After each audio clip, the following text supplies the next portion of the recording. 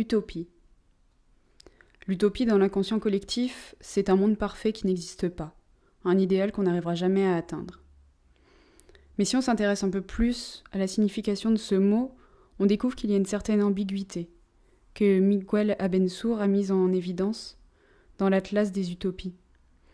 Il pose la question, est-ce que utopie vient de utopie, c'est-à-dire un lieu où tout est bien, un lieu parfait, ou bien est-ce que ça vient de utopie, un lieu de nulle part, un lieu qui n'a pas de lieu.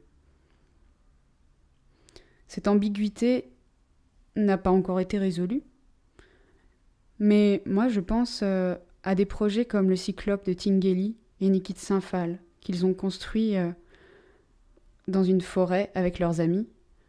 C'est un lieu qui leur a servi tout à la fois de chantier, qui a été aussi un atelier, un espace de création, et un lieu de vie en collectivité.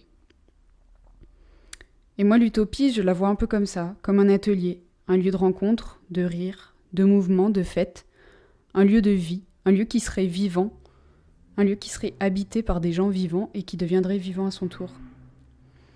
Et le but de ce lieu, j'aimerais que ce soit l'émancipation.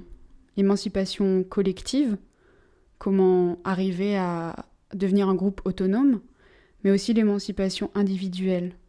Comment chacun on arriverait à trouver notre place dans le groupe et plus largement dans le monde.